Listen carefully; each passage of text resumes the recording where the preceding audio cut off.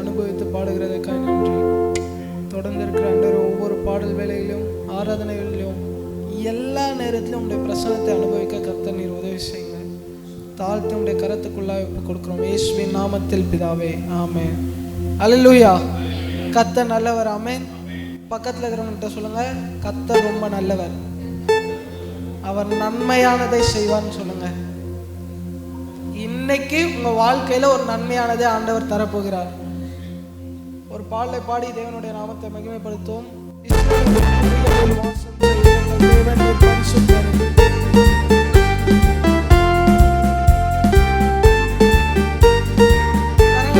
சந்தோஷமாய் பாடுவோம்.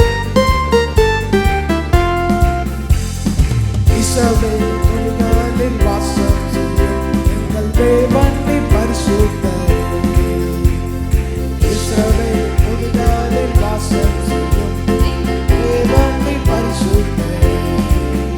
ஓ வாக்குகள் பல தந்து அழைத்து வந்து ஒரு தந்தை போல என்னை தூக்கி சுமந்து, வாக்குகள் பல தந்து அழைத்து வந்து தந்தை போல என்னை தூக்கி சுமந்து, இனி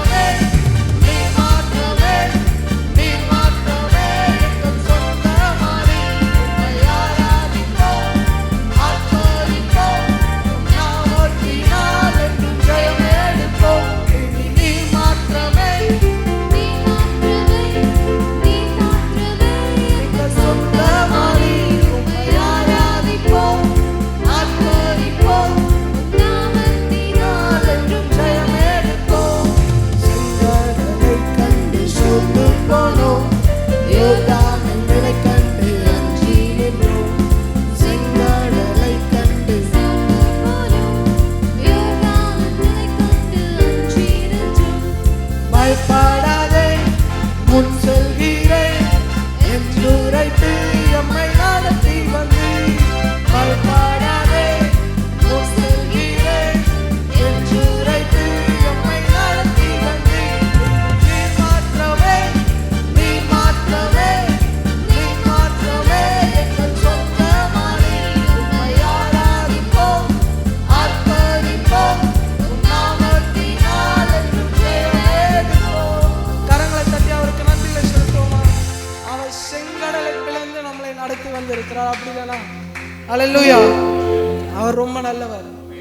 நம்ம வாழ்க்கையில சில செங்கடல் போன்ற சில பிரச்சனைகள் வந்து நின்றது. இந்த பிரச்சனையிலிருந்து நம்மளால என்ன பண்ண முடியாது? விடுபடவே முடியாது. இதை கிராஸ் பண்ணவே முடியாதுன்ற நிலையிலெல்லாம் அவர் வழியை அமைத்து நம்மளை நடக்க செய்தார். எந்த பிரச்சனையில வாழ முடியாதுன்னு நினைச்சோமோ அந்த பிரச்சனையின் மத்தியிலும் நம்மளை வாழ வைத்தார். அதனால சொல்லுவேன், ஆகார் தன்னோட பிள்ளை சாக போறான்னு சொல்லிட்டு தூரத்துல என்ன பண்ணிட்டு இருக்கா? நின்று அழுது கொண்டு இருக்கிறா. அதுக்கப்புறம் பார்த்தீங்கன்னா கீழே வசனம் சொல்லும், அந்த பிள்ளை வளர்ந்து வில்வித்தையில் வல்லவனானான். எங்க வளர்ந்தான் அந்த பிள்ளை? எந்த வனாந்திரத்துல அந்த பிள்ளை வாழாது, எந்த வனாந்திரத்துல அந்த பிள்ளை இறந்துரும்னு சொன்னாங்களோ அதே வனாந்திரத்துல அந்த பிள்ளையை வாழ வைத்தவர் ஆண்டவர். அப்படிதானா? இன்றைக்கும் ஒருவேளை நீங்க யோசிக்கலாம், செங்கடல் போல என் வாழ்க்கையில சில சூழ்நிலை இருக்கு அப்படின்ட்டு. எந்த செங்கடலை கடக்க முடியாதோ அதுலதான் உங்களை அவர் நடக்க வைப்பார். அந்த இடத்த விட்டு வேற இடத்துக்கெல்லாம் கொண்டு போக மாட்டாரு. அந்த இடத்தின் வழியாய் நம்மளை என்ன பண்ணுவார்? நடத்தி கொண்டு போவார். இன்னொரு பாடலை பாடி தேவனுடைய நாமத்தை நாம் மகிமைப்படுத்துவோம். மான்கால்களை தந்தீரையா, மதில்களை தாண்டிடுவேன். தட்டி சந்தோஷமா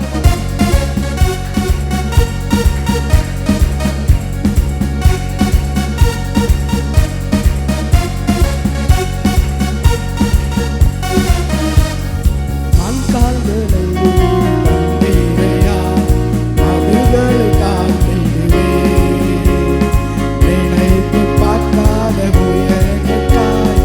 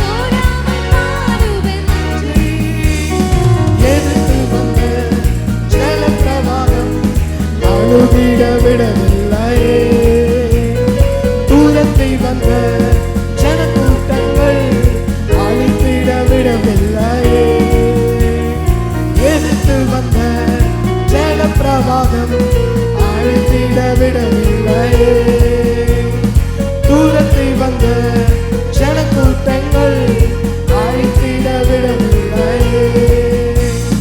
ரட்சண்ய பாடல்கள் பாடச் செய்தி ரட்சகனே என்று அறிய வைத்தி.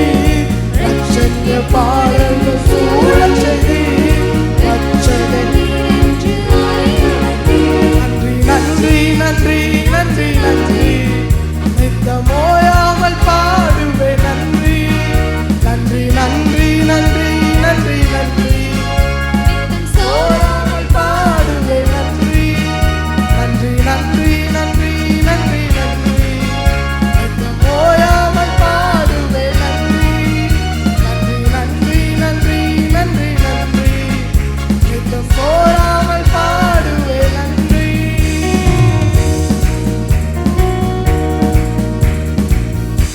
ஹல்லேலூயா. வரிகள் அழகா சொல்லுது. சிறுமைப்பட்ட காலமெல்லாம் எப்படி அவர் பாதுகாத்தாரா? சிதையாமல் நம்மளை என்ன பண்ணியிருக்கிறார்? பாதுகாத்திருக்கிறார். அது கீழே அடுத்த வரி சொல்லுது, சீர்குலைந்த என் திட்டம் எல்லாம் சீரமைத்து தந்தவர் அவர். நினைச்சு பாருங்க, நாம் எப்படியோ வாழ்ந்து இருக்க வேண்டியவங்க, எப்படியோ அழிந்து போறீங்க. நான் என்னை பத்தி சொல்லுவேன். நிறைய பேர் எனக்கு சொல்லுவாங்க, நீ அங்க இருக்க வேண்டியவன், நீ இங்க இருக்க வேண்டியவன், நீலாம் வந்துட்டு ஒரு நல்ல இடத்துக்கு வர வேண்டியவனே இல்லை அப்படின்லாம் சொல்லுவாங்க. ஆனா நானே என் திட்டத்தை, கடவுள் என் மேல் வைத்த திட்டத்தை அழிக்க நினைத்தாலும் அவர் என்ன பண்றதில்ல, அழிக்க விடுறதில்ல. சரி, இது மட்டுமா அப்படின்னு நினைச்சா அதுவும் இல்லை. எத்தனை பேர் வந்து என் மேல இருக்கிற திட்டத்தை அழிக்க நினைத்தாலும், என் மேல இருக்கிற அபிஷேகத்தை அழிக்க நினைச்சாலும் ஒருத்தராலே என்ன பண்ண முடியல, அழிக்க முடியல. திரும்ப இதை உணர்ந்து பாடுவோம் நாம்.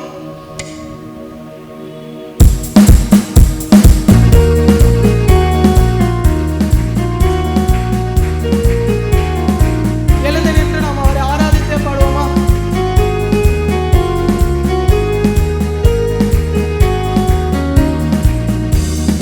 சிறுமைப்பட்ட காலமெல்லாம் சிதறாமல் காத்தவரே.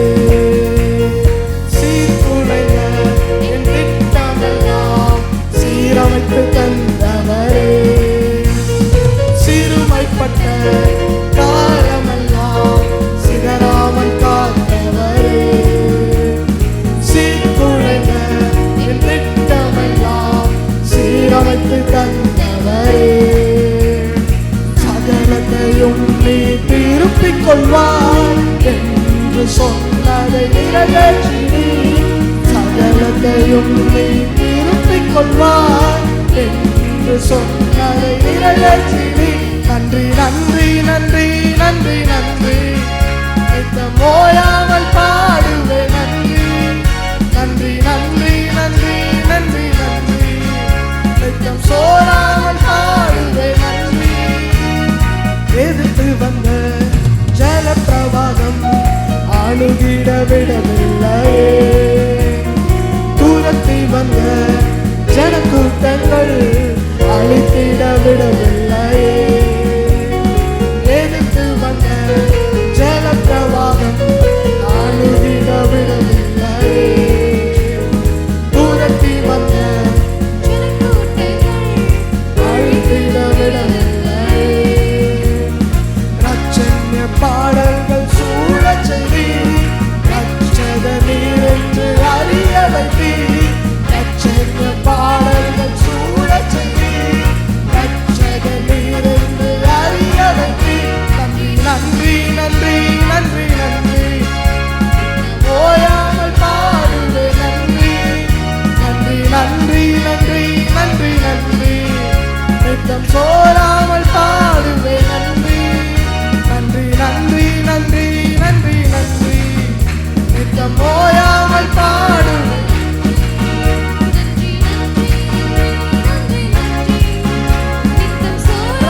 பாடுவே நன்றி. கையை தட்டி அவருக்கு நன்றி சொல்லுங்க. இம்மட்டும் சிதறாமல் நம்மளோட குடும்பத்தை பாதுகாத்தார். எத்தனையோ முறை சாத்தான் அழிக்க நினைத்தால், நம் மேல் வைத்த திட்டங்களை அழிக்க நினைத்த போதும் அவர் ஒரு நாள் அதை விடவில்லை. அவர் ஒரு நாள் நம்மளை மற்றொரு கையில விட்டு கொடுக்கவே இல்லை. அவர் எவ்வளோ நல்லவர், எவ்வளோ நல்லவர். அவர் நம் கண்களுக்கு தெரியாமல் நமக்கு நேராய் வருகிற அம்புகள் ஏராளம். நமக்கு தெரியாமல் நமக்காய் வைக்கப்பட்ட மலைகள் ஏராளம். ஆனா எல்லாத்திலிருந்து என்னை தப்புவித்தார். எல்லாவற்றிலும் என்னை அவர் என்ன சொல்ல, எல்லாவற்றிலும் அவர் என்னை காப்பாற்றினார். அவர் என் மேல் வைத்த திட்டம் பெருசு. அதை புரிந்து கொள்ளுங்க. நீங்க ரொம்ப முக்கியமானவர்கள் அவருக்கு. சில நேரத்துல நம்ம எடுக்கிற டிசிஷன்ஸ் தப்பா போகும். அதை கூட அவர் சரிப்படுத்தி சில இடங்களுக்கு கொண்டு வருகிறார் நம்மளை. அவர் எவ்வளவு நல்லவர், அவர் எவ்வளவு நல்லவர். அவர் நமக்காக பேச யாருமே இல்லை என்று நினைத்த போதெல்லாம் நமக்காய் அவர் இன்னும் பேசிக்கொண்டிருக்கிறார். சில இடங்களுக்கு நமக்கு ரெக்கமெண்ட் பண்ண யாருமே இருக்க மாட்டாங்க. ஆனா ஒன்றை புரிந்து கொள்ளுங்க, எல்லா நேரத்திலையும் எல்லா வேலையிலும் அவர் உங்களுக்காக நின்று கொண்டுதான் இருக்கிறார். அவர் வாயை திறந்து உயர்த்துங்க. அவரை, ஆண்டவரே நீர் நல்லவரப்பா, என் பக்கம் நிக்கிறீங்க ஆண்டவரே. சில நேரத்துல நான் தவறுதலாய் சில தீர்மானங்களை எடுத்து அந்த வழியாய் நான் நடந்து போனாலும் என் பக்கத்துல நின்று எனக்கு சரியான வழியை காட்டி நடத்துகிறவர் அவர். நீர் எவ்வளோ நல்லவர், நீர் எவ்வளோ நல்லவர், நீர் எவ்வளோ கிருபை உள்ளவரப்பா. உமக்கு ஸ்தோத்திரம்.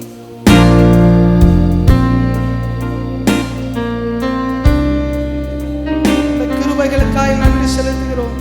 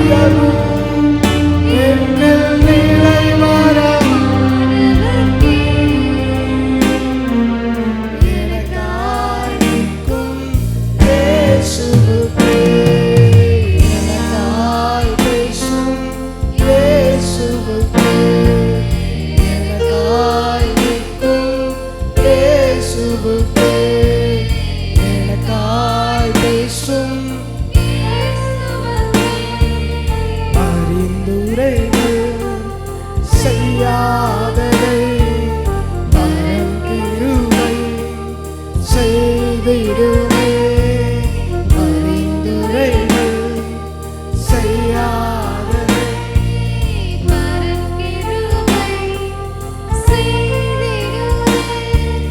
தானாக முன்வந்து உதவியே.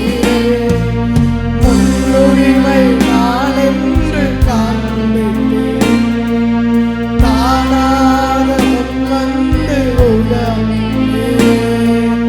முன்னுரிமை நான் என்று காண்பித்தீரே. எல்லா புகழோ எல்லா கனமும் என்னெல்லா சாத்தியம் எல்லாம் உங்களுக்கு தாவியானவரே. எல்லா உயர்வும் என்னில் இணைவரமானவர்க்கே. எனக்காய் சத்தமாய் எவ்வளவு சத்தத்தை உயர்த்தி பாட முடியும்? இயேசுவுக்கு எனக்காய் பேசுகிறவர் அவர். Yes. Amen. இயேசு, இயேசுவுக்கு.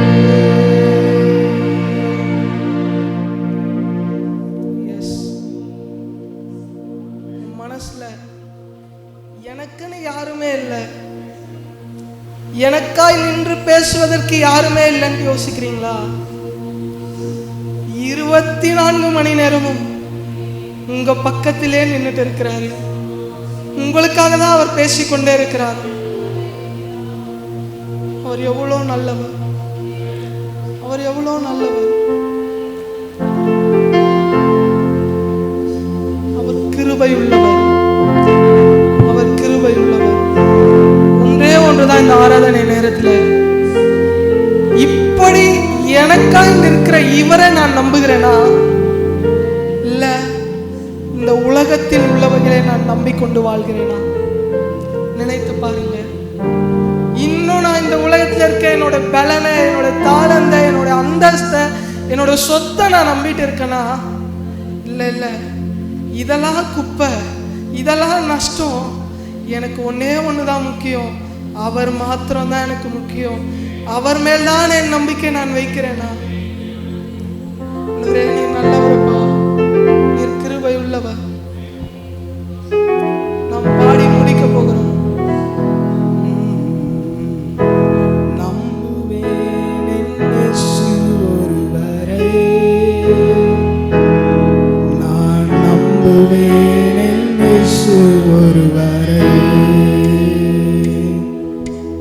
நம்புவேன் என் இயேசு ஒருவரே, நான் நம்புவேன் என் இயேசு ஒருவரே. என் பாதை எல்லாம் அந்தகாரம். உண்மையாய் உணர்ந்து சொல்லுவோம்.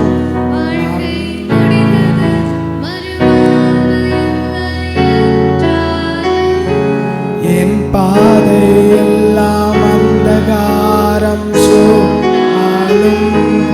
வாழ்க்கை முடிந்தது, மறுவாழ்வு இல்லை என்றாலும் என்னை தேற்றுவதற்கு யாரும் இல்லை என்றாலும் நம்புவேன் என் இயேசு ஒருவரே. என்னை தேற்றுவதற்கு யாரும் இல்லை. நம்புவேன் என் இயேசு. கையை உயர்த்தி சொல்லுவோமா? நம்புவேன், நம்புவேன் என் இயேசு ஒருவரே. நான் நம்புவேன் என் இயேசு ஒருவரே. நம்புவேன் என் இயேசு ஒருவரே.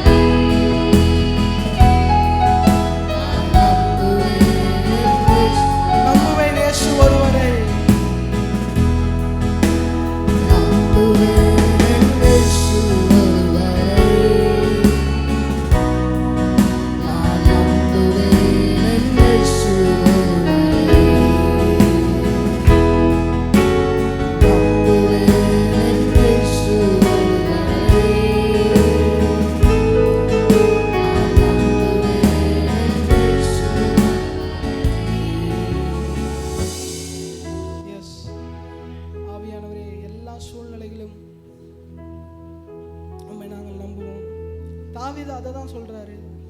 மரண இருளின் பள்ளத்தாக்கில் நான் நடந்தாலும் பொல்லாப்புக்கு பயப்படேன், தேவரீர் என்னோடு கூட இருக்கிறீர், உமது கோலும் உமது தடியும் என்னை தேற்றும். என்ன அர்த்தம்? எப்பேற்பட்ட வழியானாலும், பின்னாடி எகிப்தின் சேனை, முன்னாடி செங்கடல், நடுவுல நான் மாட்டிக்கிட்டாலும் சரி, இல்ல எவ்வளோ பெரிய கஷ்டத்துல நான் போய் நின்றுக்கிட்டாலும் சரி, அந்த இடத்துலயும் கர்த்தர் என் கூட தான் இருக்கிறாரு. அது வனாந்திரமோ இல்ல பெரிய ஒரு செங்கடலோ இல்ல யோர்தான் நதியோ, எப்பேற்பட்ட சூழ்நிலையிலும் ஒன்றை புரிந்து கொள்ளுங்க, கடவுள் உங்க கூட தான் இருக்கிறார். இயேசு உங்களோட தான் இருக்கிறார். அவர் வழியை உண்டு பண்ணி உங்களை நடத்த வல்லவர். அந்த ஒரு நம்பிக்கையோடு அர்ப்பணிப்போடு அவர் சமூகத்தில் நாம் முடிப்போம். எங்களை நாங்கள் முழுவதுமாக உடைய கருத்துக்குள்ளாக ஒப்புக் கொடுக்கிறோம். நீர் எங்களை நடத்தி செல்லுங்க.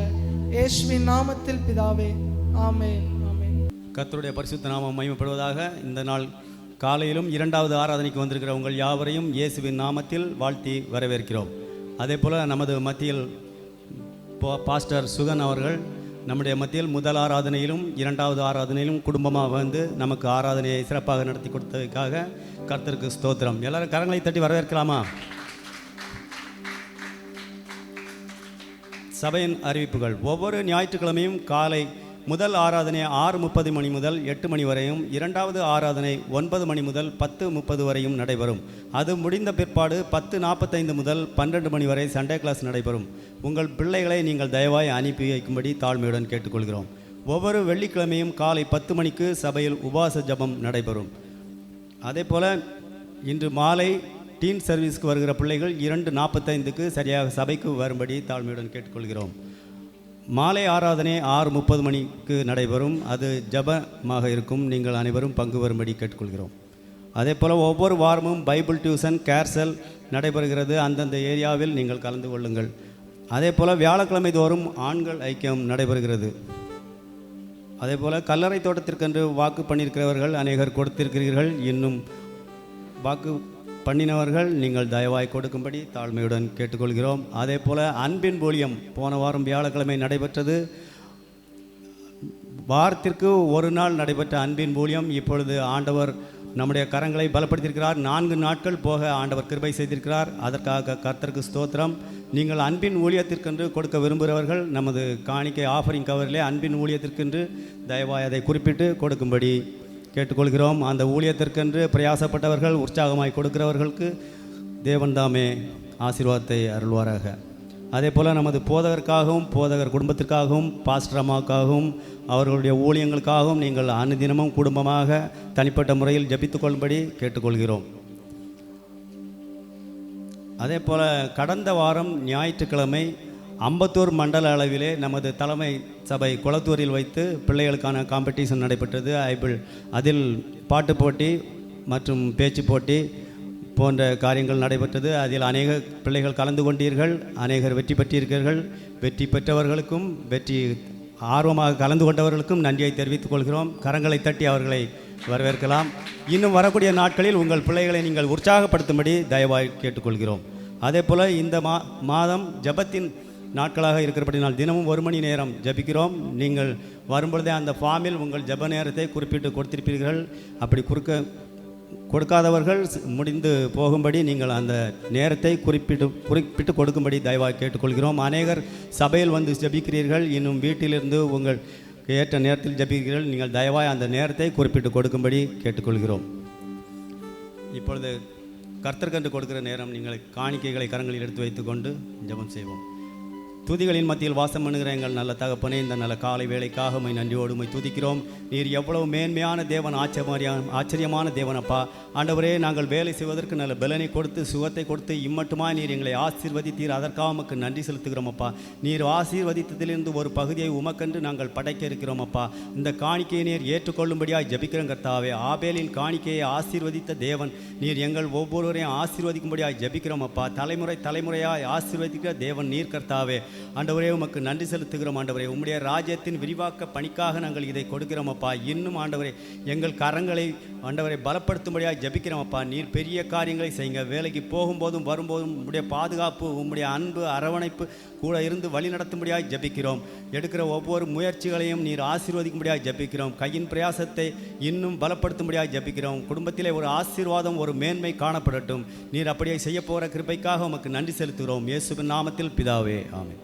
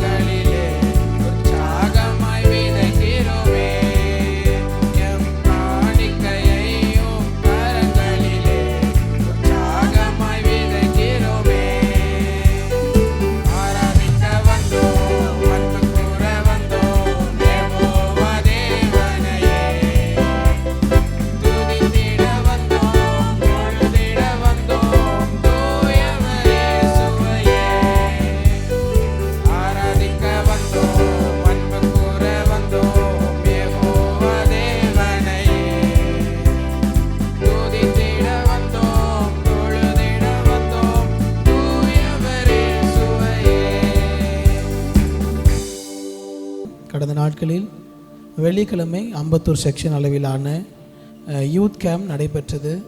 அதில் நம்முடைய சபையில் உள்ள 12 வாலிபர்களும் கலந்து கொள்ள தேவன் நம்ம கிருபை பாராட்டினார். அல்லேலூயா. அதே போல் காம்படிஷன்ஸ்லையும் நம்ம பிள்ளைகள் எல்லாரும் பங்கு பெற்றார்கள். உற்சாகமாய் பங்கு பெற்ற எல்லா பிள்ளைகளுக்கும் நன்றிகளையும் வாழ்த்துக்களையும் தெரிவித்துக் கொள்கிறோம். தொடர்ந்து வரக்கூடிய நாட்களில் நம்முடைய சபையில் உள்ள வாலிபர்களை தேவன் அடுத்தடுத்த நிலைமையில் எடுத்து பயன்படுத்தும்படியாக நீங்கள் தொடர்ந்து ஜெபித்துக் கொள்ளுங்கள். நம்முடைய சபையில் உள்ள சிஸ்டர் அனிதா ரமேஷ் அவர்களுடைய தகப்பனார் கடந்த நாட்களில் மரணமடைந்தார்கள். அந்த குடும்பத்தினுடைய ஆறுதலுக்காக சிஸ்டருக்காகவும் அவங்க குடும்பத்திற்காகவும் நீங்கள் தொடர்ந்து ஜெபித்துக் கொள்ளுங்கள். தேவன் அவர்களை ஆறுதல் படுத்துவாராக. வாய்ப்பு இருக்கிறவர்கள் அவர்களுக்கு ஃபோன் பண்ணி அவர்களை விசாரியுங்கள்.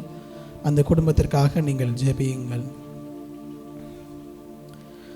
தொடர்ந்து 1000 மணி நேர ஜெப தூபம் நம்முடைய சபையில் நடைபெறுகிறது. நீங்கள் எல்லாரும் சபையிலும் வீட்டிலும் வந்து ஜெபித்து கொண்டு இருக்கிறீர்கள். ஜெபிக்கிற ஒவ்வொருவருக்காக நன்றியை தெரிவித்துக் கொள்கிறேன். கடந்த வாரத்தில் ஜஸ்ட் அந்த உங்களுடைய அட்டண்டன்ஸ் எடுத்து பார்க்கும் பொழுது கடந்த வாரத்தில் மாத்திரம் 244 மணி நேரம் நம்ம எல்லாரும் சேர்ந்து சபையாராக நீங்கள் ஜெபித்திருக்கிறீர்கள். அல்லேலூயா, அல்லேலூயா.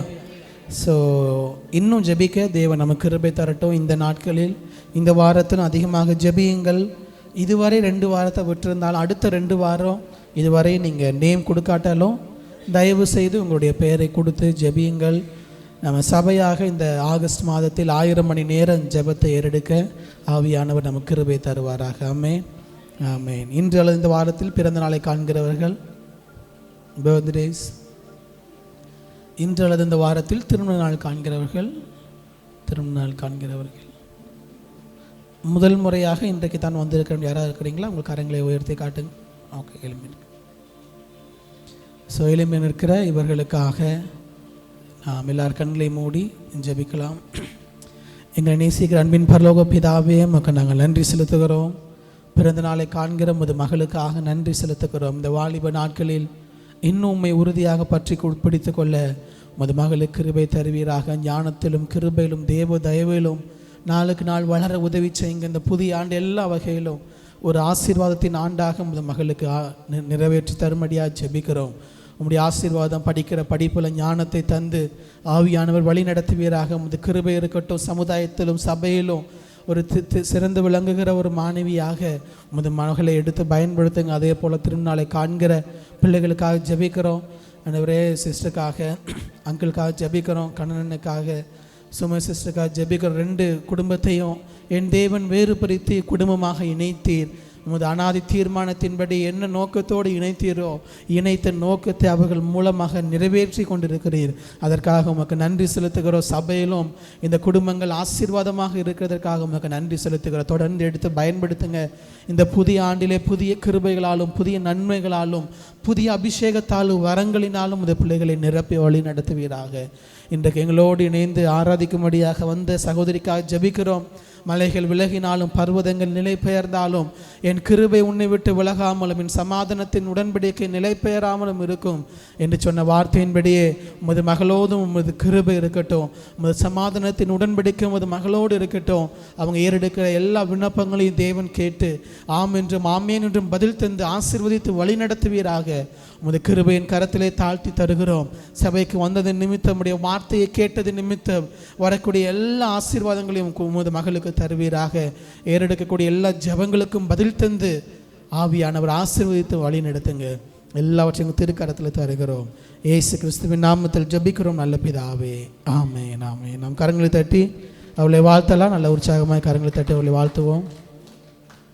தொடர்ந்து நம்முடைய கவனத்தை தேவனுடைய வார்த்தைக்கு நேராக திருப்புவோம்.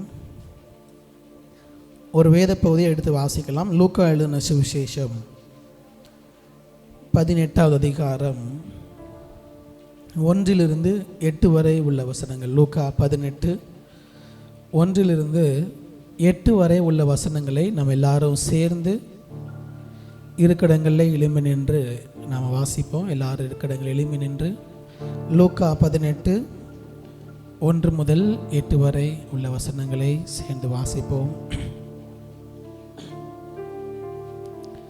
ஒருவேளை பைபிள் பார்க்க முடியாதவர்கள் நீங்கள் ஸ்க்ரீனை பார்த்து கொள்ளலாம்.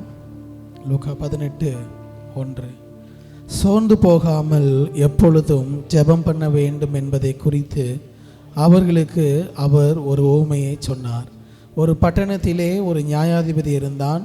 அவன் தேவனுக்கு பயப்படாதவனும் மனுஷரை மதியாதவனுமாயிருந்தான். அந்த பட்டணத்திலே ஒரு விதவையும் இருந்தாள். அவள் அவனிடத்தில் போய், எனக்கும் என் எதிராளிக்கும் இருக்கிற காரியத்தில் எனக்கு நியாயம் செய்ய வேண்டும் என்று விண்ணப்பம் பண்ணினாள். வெகு நாள் வரைக்கும் அவனுக்கு மனதில்லாதிருந்தது. பின்பு அவன், நான் தேவனுக்கு பயப்படாமலும் மனுஷரை மதியாமலும் இருந்தும் இந்த விதவை என்னை எப்பொழுதும் தொந்தரவு செய்கிறபடியினால் இவள் அடிக்கடி வந்து என்னை அலட்டாதபடிக்கு தனக்குள்ளே சொல்லி கொண்டான் என்றார். பின்னும் கர்த்தர் அவர்களை நோக்கி, அநீதியுள்ள அந்த நியாயாதிபதி சொன்னதை சிந்தித்து பாருங்கள்.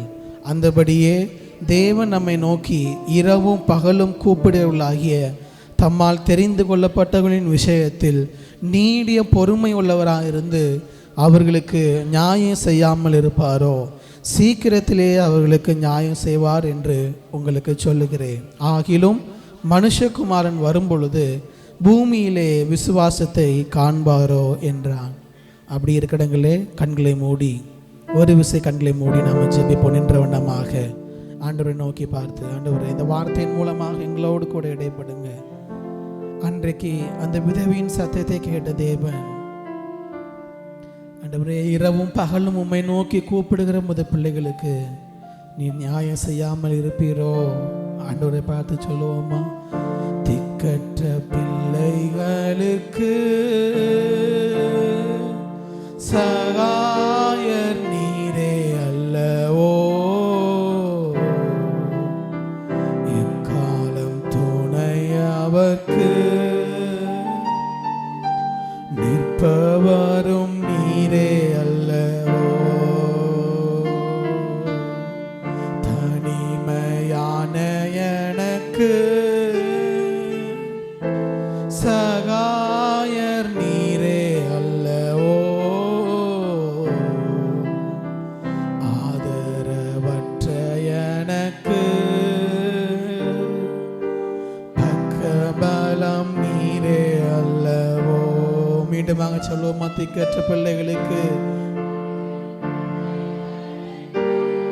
எல்லாரும் உலகத்தின் ஆழத்திலிருந்து சொல்லுவோமா?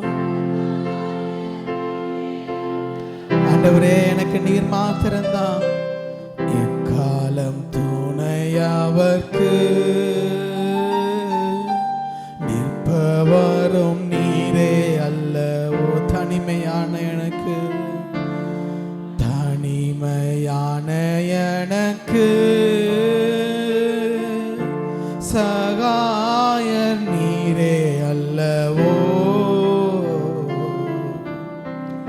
ஆதரவற்ற எனக்கு பக்கபலம் நீரே அல்லவோ, ஆதரவற்ற எனக்கு பக்கபலம் நீரே அல்லவோ. ஆண்டவரே உம்முடைய வார்த்தையின் மூலமாக நீர் எங்களோடு கூட இடைப்படுவீராக. வந்திருக்கிற ஒவ்வொரு இருதயத்திற்கும் ஏற்ற வார்த்தையை தாங்க ஆண்டவரே. வந்த ஒருவராவது வந்த வண்ணம் அல்ல, உம்முடைய வார்த்தையினாலும் ஆண்டவரே, உம்முடைய அபிஷேகத்தினாலும் உம்முடைய ஆறுதலினாலும் உம்முடைய மன்னாவினால் நிரம்பப்பட்டவர்களாக இந்த இடத்திலிருந்து கடந்து செல்ல தேவன் கிருபை பாராட்டுங்க. வார்த்தைக்கு எங்களுடைய இருதயத்தை திறந்தவர்களாக ஆண்டவரே, உம்முடைய வார்த்தையை பெற்றுக்கொள்ள எங்களுக்கு கிருபை தாரும். இயேசு கிறிஸ்துவின் நாமத்தில் ஜெபிக்கிறோம் ஜீவன் நல்ல பிதாவே, ஆமென். ஆமென். அப்படி உட்கார்ந்து கொள்வோம். நாம் வாசித்த இந்த வேத பகுதி லூக்கா 18 முதல் 8 வரை உள்ள வசனங்கள். ஹல்லேலூயா, ஹல்லேலூயா. நம்ம எல்லாரும் அடிக்கடி கேட்கக்கூடிய ஒரு கேள்வி, நீங்கள் ஜெபிக்கிறீர்களா, ஜெபம் பண்ணுகிறீர்களா என்ற கேள்வியை அடிக்கடி அநேகரிடத்தில் நாம் கேட்பதுண்டு. நானே அநேக பிரசங்கங்களில் நீங்கள் ஜெபிக்கிறீர்களா என்று கேட்பேன். ஆனால் இந்த காலை நேரத்தில் என்னுடைய கேள்வியை சற்று மாற்றி கேட்க விரும்புகிறேன்.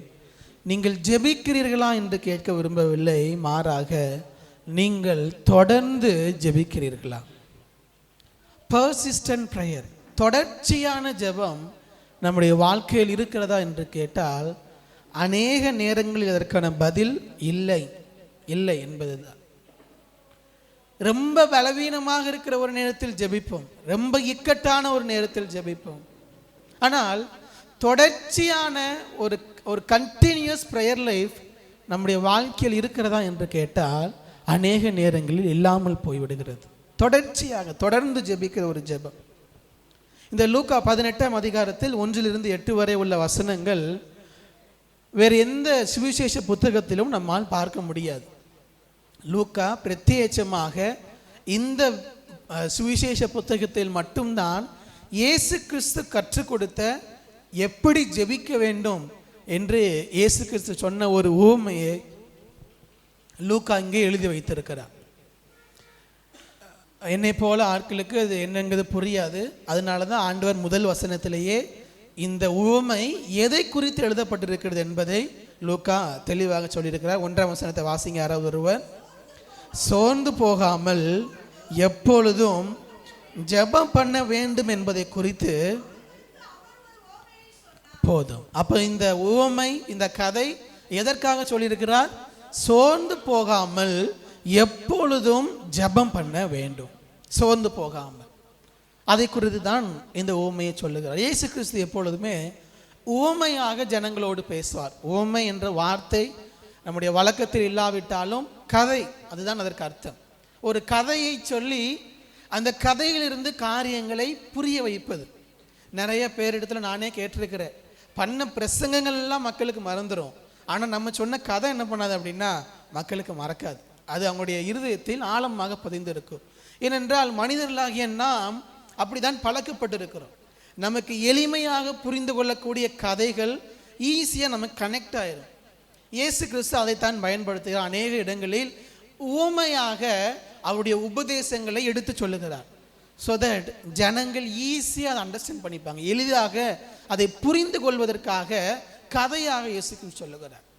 இன்றைக்கு இந்த உவமையிலிருந்து இந்த ஆகஸ்ட் மாதம் முழுவதும் ஜெப நாட்களை ஏறெடுத்து கொண்டிருக்கிற உங்களுக்கும் எனக்கும் நம்முடைய சபைக்கும் தேவையான வார்த்தையை தேவன் நம்மோடு கூட தர போதுமானவராக இருக்கிறார். வேகமாக இருக்கிற அரை மணி நேரத்தில் வேகமாக கடந்து செல்லுகிறேன். ஜெபம் என்பது, தொடர்ச்சியான ஜெபம் என்பது நம்ம எல்லாருடைய வாழ்க்கையிலுமே ஒரு கடினமான ஒன்று தான், ஒரு சோதனையான ஒன்று தான். தொடர்ந்து எல்லா நாட்களும் ஜெபிக்கிறோமா என்று கேட்டால் பல நாட்களில் ஜெபிக்க முடியாதபடிக்கு சாத்தான் நம்முடைய வாழ்க்கையில் தரக்கூடிய சூழ்நிலைகளும் போராட்டங்களும் நெருக்கங்களும் ஏராளம். பாஸ்டர், அப்படி எனக்கு எந்த நெருக்கமும் இல்லைன்னா நீங்கள் முதலாவது ஜெபிக்க ஆரம்பிக்கணும். அப்போ தான் அந்த நெருக்கங்கள்லாம் நம்ம பார்க்க முடியும். அப்போது தொடர்ச்சியாக ஜெபிப்பது எவ்வளவு கடினம் என்பது நம்ம எல்லாருக்கும் தெரியும். மாம்சத்தோடும் ஆவியோடும் எப்பொழுதும் இந்த போராட்டம் உண்டு. போன வாரம் தான் ஞாயிறு ஆராதனையில் பகிர்ந்து கொண்டேன். மாம்சத்தோடும் ஆவியோடும் எப்பொழுதும் இந்த போராட்டம் இருக்கிறது. நமக்கு சாத்தான் எப்பொழுதுமே எதை பார்த்து தான் பயப்படுவான்னு சொல்லியிருக்கிறேன் உங்களுக்கு, ஜெபத்தை பார்த்து தான், ஜெபிக்கிற ஒரு மனிதனை பார்த்து தான் சாத்தான் பயப்படுவான். பிரசங்கம் எவ்வளோ நாள் பண்ணலாம், எவ்வளோ நாள் பிரசங்கங்களை கேட்கலாம், இதெல்லாம் சாத்தானை பயமுறுத்தாது. சாத்தான் பார்த்து பயப்படுகிற ஒரே நபர் ஜெபிக்கிற ஒரு மனிதன், ஜெபிக்கிற ஒரு மனுஷி. நீங்களும் நானும் ஜெபிக்கிறவர்களாக இருந்தால் சாத்தான் உங்களை பார்த்து என்னை பார்த்து நடுங்குவான். மாறாக ஜெபிக்கிற பழக்கம் நம்மிடத்தில் இல்லை என்று சொன்னால் நாம் தான் அவனை பார்த்து நடுங்க வேண்டும். இயேசு கிறிஸ்து இங்கே நமக்கு சற்று வித்தியாசமாக நாம் ஏன் தொடர்ந்து ஜெபிக்க வேண்டும் என்பதை நமக்கு கற்றுக் கொடுக்கிறார். இந்த ஆகஸ்ட் மாதம் 1ஆம் தேதியிலிருந்து ஜெபிக்க ஆரம்பித்தோம். இந்த 17 நாட்களும் தொடர்ச்சியாக ஜெபித்து கொண்டு இருக்கிறீர்களா? உங்களுக்கு தெரியும், நமக்கு தெரியும். ஒருவேளை இல்லை என்று சொன்னால் தேவன் இந்த காலை நேரத்தில் மீதி இருக்கிற 14 நாட்கள் நமக்கு இருக்கிறது. ஆகஸ்ட் 31 வரை இன்னும் 14 நாட்கள் இருக்கிறது. இந்த 14 நாட்கள் தொடர்ச்சியாக ஜெபிக்க ஆவியானவர் நமக்கு உதவி செய்வாராக. அல்லேலூயா, அல்லேலூயா. எல்லாரும் சேர்ந்து சொல்லுவோம் அல்லேலூயா, ஆமென். தேவனுடைய வார்த்தையை பெற்றுக்கொள்ள விழிப்போடு காத்திருப்போம். 3 காரியங்களை வேகமாக சொல்லி ஜெபிக்க விரும்புகிறேன். முதலாவது, 1ஆம் வசனத்தில் வாசித்தது போல சோர்ந்து போகாமல் எப்பொழுதும் ஜெபம் பண்ண வேண்டும். 3 காரியத்தை இதிலிருந்து நாம் கற்றுக்கொள்ள முடியும். முதலாவது காரியம், சோர்ந்து போகாமல் ஜெபம் பண்ண வேண்டும். Pray without fainting. ஆங்கிலத்தில் இந்த வசனத்தை வாசித்தோம் என்று சொன்னால், do not faint but pray continuously. நீங்கள் ஃபெயிண்ட்னா என்ன சொல்லுவோம், அதுக்கு என்ன அர்த்தம்? மயங்கி விழுவது.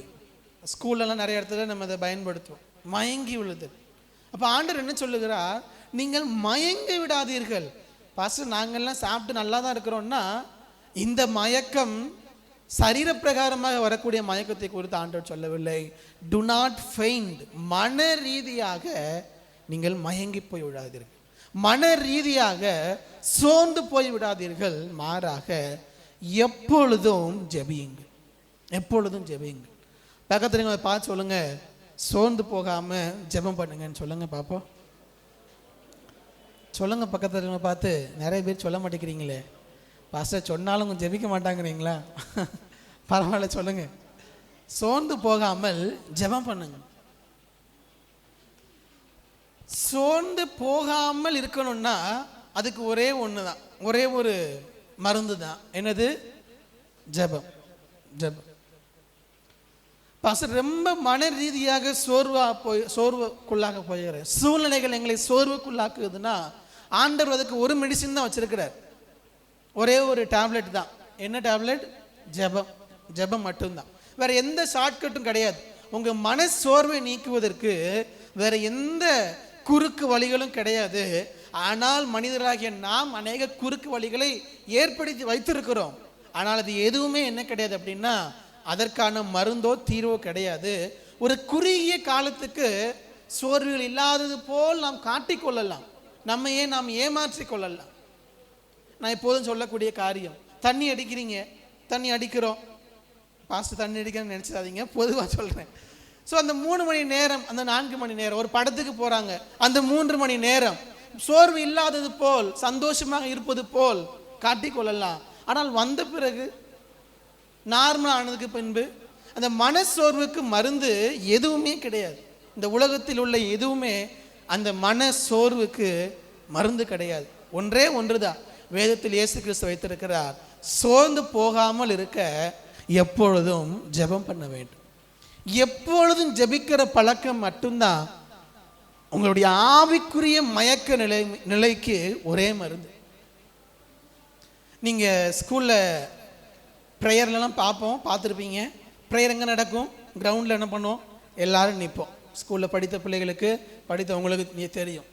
கரெக்டாக காலைல 9 மணிக்கு வெயில் எப்படி இருக்கும்? நமக்கு நேரம் அடிக்கும். ப்ரேயர் முடிஞ்சு ஜனகனை பண்ணக்குள்ளே என்ன ஆயிரும்? 2 பேரும் என்ன பண்ணிடுவாங்க? சுருண்டு விழுந்துருவாங்க, மயங்கி விழுந்துருவாங்க. காரணம், சரீர பிரகாரமாக பலன் இல்லாமல் ஒன்றும் சாப்பிடாமல் வந்திருப்பாங்க, ஏதாவது விளைவினமாக இருப்பாங்க, மயங்கி விழுந்துருவோம். நல்லா யோசிச்சு பார்த்தீங்கன்னா அங்கே மயங்கி விழுவதற்கு உங்களுக்கு அந்த அனுபவம் இருக்கான்னு தெரில. நான்லாம் ஸ்கூலில் மயங்கி விழுந்திருக்கிறேன். அப்போது அந்த மயங்கி விழுவதற்கு ஒரு சில செகண்ட்ஸுக்கு முன்னாடியே நமக்கு தெரியும் நம்ம கான்சியஸாக இல்லை, நம்ம மயங்க போகிறோங்கிறது நமக்கு தெரியும். ஆனால் என்ன பண்ண முடியாதுன்னா நாம் கட்டுப்படுத்த முடியாது, நம்மளை கண்ட்ரோல் பண்ண முடியாமல் நம்ம மயங்கி விழுந்துருவோம். அதே போல தான் ஆவிக்குரிய வாழ்க்கையிலும் நம்முடைய ஆவிக்குரிய மனிதன், நம்முடைய உள்ளான மனிதன் மயங்க போகிறாங்கிறது நமக்கு தெரியும், ஆனால் நம்மளால் கட்டுப்படுத்த முடியாது. அதுக்கு ஒன்றே ஒன்று ஜெபம் தான். இன்றைக்கி நமக்கு டெம்பரேச்சர் ரொம்ப நல்லா இருக்குது, நல்லா எல்லோரும் கொஞ்சம் கூலிங்காக இருக்கிறோம். நல்ல வெயில் நேரத்தில் உங்கள் எல்லாருக்கும் தெரியும் நமக்கு எப்படி இருக்கும்ன்ட்டு. எப்போண்டா பாஸ்ட் பிரசங்கத்தை முடிப்பார்னு இருப்போம். ஏன்னா அவ்வளோ வெயில் இருக்கும். நிறைய நேரங்களில் க்ரௌட் அதிகமாக இருக்கும் பொழுது மூச்சு விட முடியாது. எனக்கே ரொம்ப கஷ்டமாக இருக்கும். பல நேரங்களில் பலர் இருக்க முடியாமல் வெளியே போய் நின்று அப்படிலாம் நீங்கள் கஷ்டப்படுறதை பார்த்துருக்குறேன். காரணம், ஆக்சிஜன் என்ன பண்ண முடியல, தேவையான அளவுக்கு இல்லை. அப்போ ஆக்சிஜன் கம்மியாகும் பொழுது நம்ம என்ன ஆயிடுறோம் அப்படின்னா மயங்கக்கூடிய ஒரு நிலையை நாம் பார்க்கிறோம். பின்னாடி கொஞ்சம் சேர் போட்டுங்க, நான் வரேன். மயங்கக்கூடிய நிலைமைக்கு நாம் போய்விடுகிறோம். அப்போது எப்படி சரீர பிரகாரமாக முன்னாடி வாய்ப்பு இருந்தால் மற்றவங்களை முன்னாடி வந்து உட்கார சொல்லிடுங்க. ஓகே, மற்றவங்க நம்ம கவனிப்போம். சரீர பிரகாரமாக எப்படி ஒரு மயக்க நிலைமைக்கு போகிறோமோ அதே போல் நம்முடைய ஆவிக்குரிய மனிதன் மயங்காமல் இருக்க தேவையான ஆக்சிஜன் ஜெபம் தான். ஜெபம் நமக்கு சுவாசத்தை போல, ஆவிக்குரிய மனிதனுக்கான சுவாசம் ஜெபம் தான். ஆவிக்குரிய மனிதனுக்கு தேவையான ஆக்சிஜன் ஜெபம் தான். ஜெபம் இல்லை என்று சொன்னால் நம்முடைய உள்ளான மனிதன் நிற்க முடியாது, மயங்கி விடுவான், மனசோர்வுக்குள்ளாக போய்விடுவோம். எப்படி ஒரு நார்மலாக நம்ம மூச்சு விடுறது, யாராவது இன்டென்ஷனலாக யோசிச்சு வைப்போமா? நீங்கள் சர்ச்சுக்கு போகிறோம், 1000 முறை என்ன பண்ணணும்? மூச்சை இழுத்து விடணும். அப்படி யாராவது யோசிச்சு வந்தீங்களா? இல்லை. நார்மலாகவே நம்ம என்ன பண்ணுவோம்? அது நேச்சுரலாகவே நம்முடைய சரீரத்தில் நடக்கக்கூடிய ஒன்று. அதே போல் ஜெபம் என்பது எப்பொழுதும் நாம் சுவாசிப்பதை போல நேச்சுரலாக நம்முடைய உள்ளான மனிதனில் இருக்க வேண்டிய ஒன்று. சோர்ந்து போகாமல் எப்பொழுதும் ஜெபம் பண்ண வேண்டும். சோர்ந்து போகாமல் இருக்க ஜெபம் ஒன்றுதான் தேவன் நமக்கு தரக்கூடிய காரியம். சோர்ந்து போகாமல் இருக்கு. நம்முடைய சுற்றி இருக்கக்கூடிய சூழ்நிலைகள் அநேக மனச்சோர்வுகளை தரலாம், நெருக்கடிகளை தரலாம். ஆனால் ஒன்று மட்டும்தான் ஏசாயா, நம்ம எல்லாருக்கும் தெரிந்த ஒரு வசனம், ஏசாயா 40:31 வாசிங்க யாராவது ஒருவர்.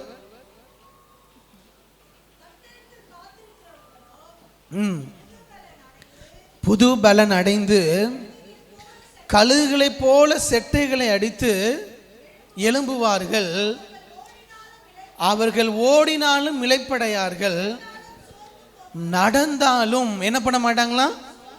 எல்லாரும் சேர்ந்து சொல்லுங்க, சோர்ந்து போக மாட்டார்கள். யார் சோர்ந்து போக மாட்டாங்க? கர்த்தருக்கு காத்திருக்கிறவர்கள். The one who waits upon the Lord do not fear. ஒரு நாளும் சோர்ந்து போக மாட்டோம். Do not faint. அவங்க ஒரு நாளும் மயங்கி போக மாட்டாங்க. காரணம், they are waiting upon the Lord. கர்த்தருக்கு காத்திருக்கிற பழக்கம், தேவ சமூகத்தில் காத்திருக்கிற பழக்கம் நமக்கு இருக்குன்னா நம்ம வாழ்க்கையில் ஒரு நாளும் மனசோர்வுகள் நம்மை ஆட்கொள்வதற்கு வாய்ப்புகளே கிடையாது. ஏனென்றால் நீங்கள் தேவ சமூகத்தில் காத்திருக்கிறீர்கள். ஆனால் நமக்கு இந்த ஜெபம் பண்ணும் பொழுது தான் சாத்தான் ஏதாவது ஒரு வகையில் உங்கள் மனசோர்வடைவதற்கு ஏதுவான சூழ்நிலை தருவான். அப்பந்தான் இல்லாத பலவீனங்கள் உங்களுக்கு வரும். கால் வலி, மூட்டு வலி, அப்படி பல வலிகள், பிரச்சனைகள், சரீர பிரகாரமான பிரச்சனைகள், ஆவிக்குரிய யுத்தங்கள், குடும்பத்தில் சமாதானம் இல்லாத சூழ்நிலைகள், நெருக்கங்கள், இது எல்லாமே ஜெபத்தில் நீங்கள் இருக்கும் பொழுது தான் இந்த பிரச்சனை எல்லாம் வரும். இந்த ஆகஸ்ட் மாதம் 31 நாட்களும் ஜெபிக்கணும்னு சொல்லி சபையாக நாம் ஜெபிக்கிறோம். இப்போ தான் இருக்கிறதுலே பல பிரச்சனைகளை சந்திப்போம். இப்போ தான் பல பலவீனங்கள் இருக்கும், பல வேலைகள் இருக்கும். ஜெபிக்க முடியாதபடிக்கு என்னெல்லாம் செய்ய முடியுமோ ஏதோ ஒரு வகையில் நம்மளை விழ வைப்பதற்கு சாத்தான் செயல்படுவோம். இப்போ தான் அநேக பிரச்சனைகள், தீர்க்க முடியாத சூழ்நிலைகள், என்ன செய்வது என்று தெரியாமல் கலங்கி அழுது கொண்டே இருப்போம். அதில் ஜெபத்தை மறந்து விடுவோம். இல்லை, ஆண்டவர் சொல்லுகிறார், மனச்சோர்வுகள் வருவதற்கு முன்பதாக கர்த்தருக்கு காத்திருக்கக்கூடிய பழக்கம் நமக்கு தேவை. நீ சோர்ந்து போகாமல் இருக்கணும்னா ஒன்று தான் ஜெபம். சோர்வும் ஜெபமும் ஒன்றாக இருக்க முடியாது, ரெண்டும் ஒன்றா இருக்காது. எப்படி நீரும் நெருப்பும் ஒன்றா இருக்க முடியுமா? தண்ணீரும் நெருப்பும் ஒன்றா இருக்க முடியுமா? முடியாது. ஒன்று தண்ணி நீரை அழித்து விடும், அல்லது நீர் தண்ணியை அழித்து விடும். ஏதோ ஒன்று தான் இருக்கும். அதே போல தான் நம்முடைய மனதில் ஏற்படக்கூடிய சோர்வுகளும் ஜெபமும் ஒன்றா இருக்காது. நீங்கள் தேவ சமூகத்தில் இருந்தீங்கன்னா தேவன் சோர்வுகளை மாற்றி போடுவார். சோர்வுக்கு இடம் கொடுத்தோன்னா ஜெபம் நம்முடைய வாழ்க்கையில் மாறிவிடும். அப்போ தேவன் நமக்கு சொல்லக்கூடிய காரியம், இந்த 17 நாட்கள் போகட்டும், மீதி இருக்கக்கூடிய 14 நாட்கள் ஆண்டவர் உங்கள்கிட்ட எதிர்பார்க்கிறது, நீ சோர்ந்து போகாமல், சோர்வுக்கு இடம் கொடுக்காமல். சூழ்நிலைகள் சோர்வுக்கு ஏதுவாக இருக்கிறது, ஆனால் சோர்ந்து போகாமல் நீ காத்திருந்து ஜெபம் பண்ணு.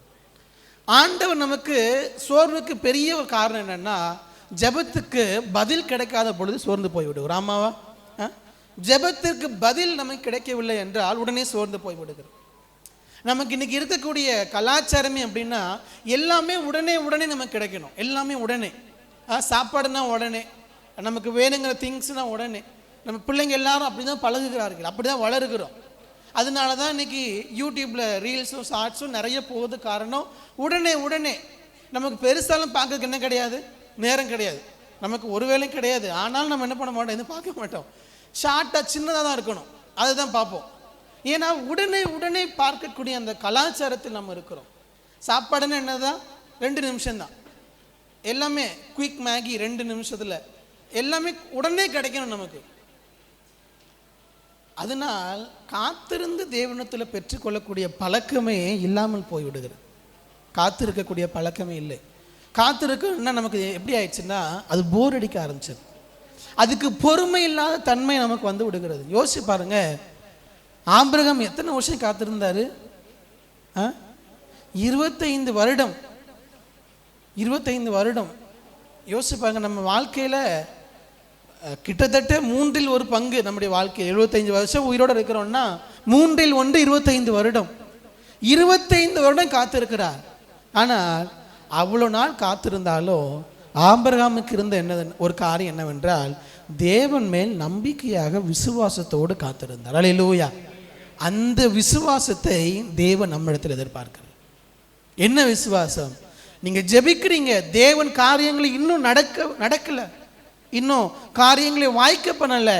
ஆனால் ஜெபிக்கிற காத்திருக்கிற உங்களுக்கும் எனக்கும் தேவன் காரியங்களை செய்வார் என்கிற விசுவாசத்தோடு ஜெபிக்கக்கூடிய பழக்கம் இருக்கிறதா? அதனால்தான் 25 வருடம் தேவன் சொன்ன வார்த்தையை பிடித்து கொண்டு ஆபிரகாம் காத்திருந்தார். அதனால்தான் அவருக்கு பேர் என்ன? விசுவாசத்தின் தகப்பன். காரணம் 25 வருடம் தேவன் தருவதற்காக காத்திருந்தார். 18:8 வசனத்தில் கடைசி பகுதியை பாருங்க. 18:8 கடைசி பகுதி, ஆகிலும் மனுஷகுமாரன் வரும்போது பூமியிலே விசுவாசத்தை காண்பாரோ. எப்பொழுதும் ஜெபிக்கக்கூடிய பழக்கத்தில் இருக்க வேண்டிய மிக முக்கியமான ஒன்று விசுவாசம். உங்களை பார்த்து நீங்களே கேட்டு பாருங்க, அந்த விசுவாசம் என்னிடத்தில் இருக்கிறதா? ஆண்டவரின் ஜெபத்தை கேட்டு பதில் தருவார், அதுவரை காத்திருக்க வேண்டும் என்கிற விசுவாசம் நம்ம வாழ்க்கையில் இருக்கிறதா?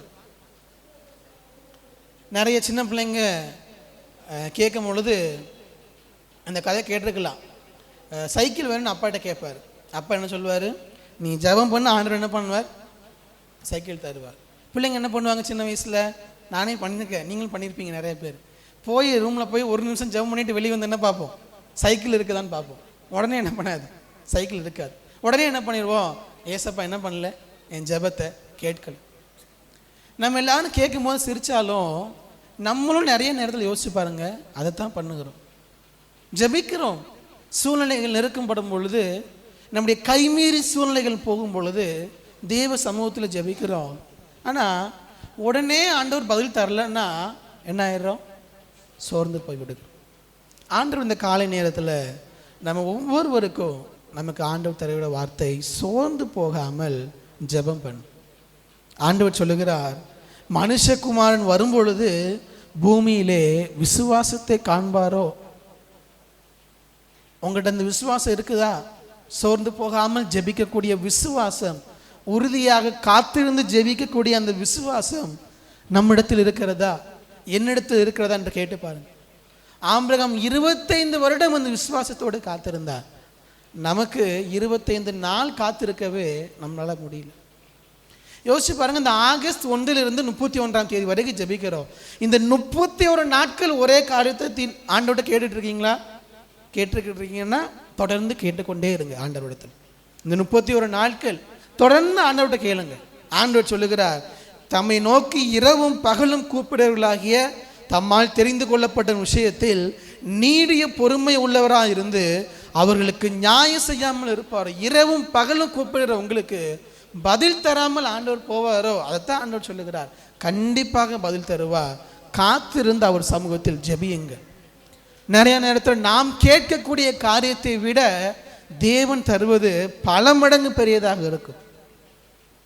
லாசரு சுகவீனமாக மரிக்கக்கூடிய தருவாயில் இருக்கிறார். மார்த்தாலும் மரியாலும் இயேசு கிறிஸ்து என்ன பண்ணுறாங்க? ஆள் அனுப்பி சொல்லி விடுறாங்க, லாசர் எப்படி இருக்கிறாரு? ரொம்ப முடியாமல் இருக்கிறாங்க. உடனே நீர் வந்து என்ன பண்ணணும், அவனை சுகப்படுத்தணும் கேட்குறேன். இயேசு கிறிஸ்து வாண்டடாக எக்ஸ்ட்ரா 3 நாள் அங்கே இருக்கிறார். லாசர் என்ன ஆகிட்டார்? மரித்து போய் விட்டார். கல்லறையில் வைத்து அடக்கம் பண்ணி ஆயிடுச்சு. மார்த்தாளுக்கும் மரியாளுக்கும் கஷ்டம். இயேசு வந்திருந்தார் என்ன பண்ணியிருப்பான்?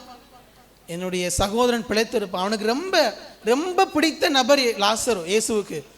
அவனே வந்து என்ன பண்ணல, இயேசு கிறிஸ்து நாங்கள் சொன்னோம் ஆனால் ஆண்டவர் வரல அப்படின்னு வருத்தத்தோடு இருக்கிறாருங்க. ஜெபம் கேட்கப்படாதது போல் நமக்கு தெரியலாம். ஆனால் அப்போ வந்து இயேசு காப்பாற்றிருந்தாருன்னா அந்த 2 பேரோட முடிஞ்சிருக்கும். மரியாளுக்கு மார்த்தாளுக்கு தெரிஞ்சிருக்கும் இயேசு கிறிஸ்து வந்து என்ன பண்ணார், லாசருவை காப்பாற்றினார் என்று. ஆனால் 4 நாள் கழித்து இயேசு கிறிஸ்து வருகிறார். எப்படி சொல்லுகிறேன்? மார்த்தாள் சொல்லுகிறார், அதை திறங்கன்னு சொல்லும் போது மார்த்தாள் என்ன சொல்லுகிறார்? ஆண்டவரே 4 நாள் ஆயிடுச்சு, என்ன ஆகும்? நாருங்கிறார். அப்போனா மரித்து குறைந்தது 4 நாட்கள் ஆயிருக்கும் இயேசு கிறிஸ்து வர்றதுக்குள்ள. ஜெபம் பதில் தரவில்லை என்று மார்த்தாளும் மரியாள் நினைத்தார்கள்.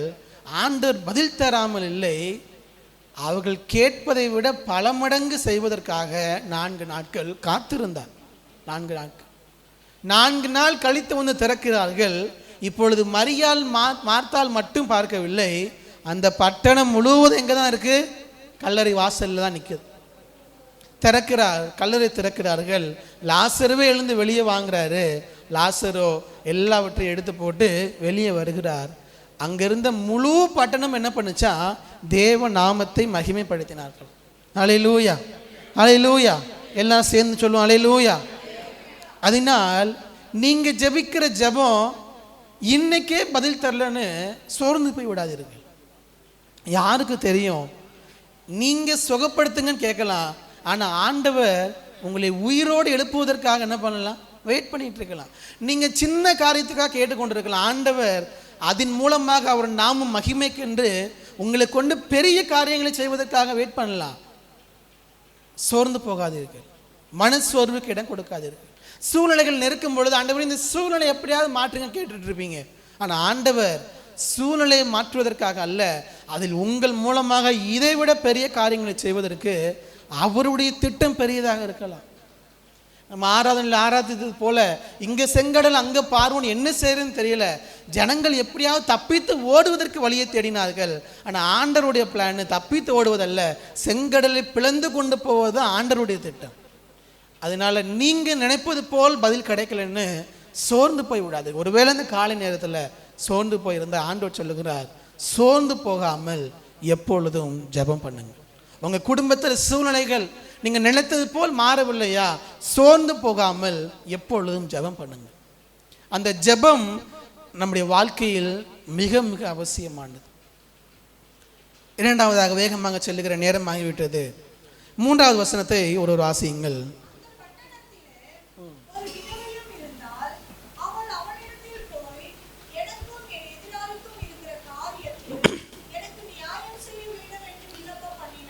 ஆமென். 3ஆம் வசனத்திலே பார்க்கிறோம். முதலாவது சொன்ன சோர்ந்து போகாமல் எப்பொழுதும் ஜெபம் பண்ணுங்கள். 2 காரியம் உங்களுக்கு முன்பதாக இருக்கிறது. நீங்கள் சோர்ந்து போகிறீர்களா? ஜெபம் பண்ண போகிறீர்கள். Are you going to faint are are you going to pray? ரெண்டுமே உங்களுக்கு முன்பதாக இருக்கிறது. நீங்கள் எதை எடுக்க போகிறீர்கள் என்பது உங்கள் கருத்தில் தான் இருக்கு. ஆண்டவரே, நான் இன்னும் சோர்ந்து போயிட்டே இருக்கிறேன்ப்பா, சோர்ந்து போயே இருக்கிறேன், எனக்கு இதெல்லாம் மாறுறதுக்கு வாய்ப்பே இல்லை, சூழ்நிலைகள் மாறுவதற்கு வாய்ப்பே இல்லை, நான் சோர்ந்தே இருக்கிறேன், மனசோர்விலே இருக்கிறேன்னு அதை சூஸ் பண்ண போறீங்களா? இல்லை, சோர்ந்து போய் இருக்க போகிறது இல்லை, கர்த்தருக்கு காத்திருந்து ஜெபிக்க போறேன்னு அதை சூஸ் பண்ண போகிறோம். The choice is yours. இரண்டாவதாக சொல்லுகிறேன், அந்த விதவை, ஒரு விதவை, அந்த விதவை யார் உருவமாக சொல்லப்பட்டிருக்கார் என்றால், அந்த விதவையின் இடத்தில் நீங்களும் நானும். அந்த விதவையின் இடத்தில் யாரை வைத்து பார்க்க வேண்டும் என்றால், நம்மை வைத்து பார்க்க தேவன் நமக்கு வெளிப்படுத்துவாராக. இன்றைக்குள்ள காலகட்டத்திலே ஒரு தனி பெண்ணாக குடும்பத்தை நடத்துவது என்பது ரொம்ப கடினமான ஒரு காரியம். நம்ம எல்லாருக்கும் தெரியும் ஒரு குடும்பத்தை நடத்துவது எவ்வளோ கடினம் என்று. ஆனால் அன்றைக்கு இயேசு கிறிஸ்துவின் காலகட்டத்தில் ஒரு விதவை என்று சொன்னால் அவளால் எதையுமே செய்ய முடியாது. தனியாக சமுதாயத்தால் புறக்கணிக்கப்பட்ட ஒரு நபர் தான். இன்னும் சொல்ல போனால் இந்த விதவை நியாயாதிபதியின் இடத்தில் தொடர்ந்து என்ன பண்ணுறானா, வந்து கேட்டுக்கொண்டே இருக்கு. அப்படின்னா என்ன அர்த்தம்? இந்த விதவைக்காக பேசுவதற்கு அங்கே யார் இல்லைன்னா ஒருவருமே இல்லை. இந்த விதவைக்காக பேசுவதற்கு ஒருவரும் இல்லை. கணவன் இல்லை, சொந்தக்காரர்கள் இல்லை, யாரும் அவளுக்காக பேசுவதற்கு ஒருவரும் இல்லை. அப்படிப்பட்ட சூழ்நிலையில் தான் இந்த விதவை இருக்கிறார். பொருளாதார ரீதியாகவும் கண்டிப்பாக நல்ல நிலைமையில் இருந்திருக்க வாய்ப்பு இல்லை. அப்போ இந்த நிலைமையில்தான் அந்த விதவை காணப்படுகிறாள். அன்றைக்கு அந்த விதவைக்கு பேசுவதற்கு யாரும் இல்லை. ஆனால் இன்றைக்கு உங்களுக்கு எனக்கோ பேசுவதற்கு யாரும் இல்லை என்று நினைத்து விடக்கூடாது. இன்றைக்கு உங்களுக்காகவும் எனக்காகவும் பேசுவதற்கு யார் இருக்கிறா? யார் இருக்கிறா? இயேசு கிறிஸ்து இருக்கிறார். ஹல்லேலூயா, ஹல்லேலூயா. பிதாவின் வலது பாரிசத்தில் நமக்காக என்ன பண்றாரா? பரிந்து பேசி கொண்டிருக்கிறார். பரிந்து பேசி கொண்டிருக்க. என்ன பரிந்து பேசி கொண்டிருப்ப? 1 யோவான் 2:1 வாசிங்கள் வேகமாக. யாராவது ஒருவர் 1 யோவான் 2:1. நீங்கள் பாவம் செய்யாதபடிக்கு ஒருவன் பாவம் செய்வானால் நீதிபரராக இருக்கிற இயேசு கிறிஸ்து நமக்காக பிதாவினிடத்தில் என்ன செய்யறாரா? இயேசு கிறிஸ்து பரிந்து பேசுகிறவராக இருக்கிறார். ஆங்கிலத்தில் வாசித்து பார்த்தீங்கன்னா அட்வொகேட். அட்வொகேட்னா யாரு? லாயர், வழக்கறிஞர். வழக்கறிஞருடைய வேலை என்ன? அந்த யார்கிட்ட கேஸ் இருக்குதோ அந்த நபருக்காக ஜட்ஜின் இடத்துல, நீதிபதி இடத்துல என்ன பண்ணணும்? பேசணும். பேசி இவர் நல்லவர் என்பதற்காக பேசி அவரை விடுதலையாக்க வேண்டும். பரிந்து பேசுகிறார். உங்களுக்காக எனக்காக யார் பரிந்து பேசுகிறாரா? இயேசு கிறிஸ்து. இயேசு கிறிஸ்துவை விட உங்களுக்காக எனக்காக பேசுறதுக்கு ஒரு ஆள் வேணுமா? உங்களுக்கு வேணுமா? இல்லை பாஸ்டர் இயேசு கிறிஸ்துலாம் வேண்டாம், எனக்கு வேற யாராவது வேணும் கேட்பீங்களா? இல்லை பாஸ்டர், எனக்காக நிற்க எனக்கு ஒருத்தர் இல்லைன்னு நினச்சிங்கன்னா, அந்த நிலைமையில் இருதயத்தில் இருந்தீங்கன்னா ஆண்டவர் சொல்லுகிறார், உனக்காகவும் எனக்காகவும் நிற்க மனிதன் தேவையில்லை. அன்றைக்கு அந்த விதவை கண்டு நிற்க யாரும் இல்லை. ஆனால் ஆண்டவர் சொல்லுகிறார், நீ அப்படி அல்ல, உனக்காக நிற்க, உனக்காக பேச இயேசு கிறிஸ்து இருக்கிறார். இயேசு கிறிஸ்து இருக்கிறார். உனக்காகவும் எனக்காகவும் ஒவ்வொரு நாளும் பிதாவினிடத்தில் பரிந்து பேசி கொண்டிருக்கிறார். இயேசு கிறிஸ்து மட்டும்தான் நமக்காக இருக்கிறாரா? இல்லை, பரிசுத்த ஆவியானவர் நமக்காக இருக்கிறார். ரோமர் 8:26 வாசிங்க. ரோமர் 8:26.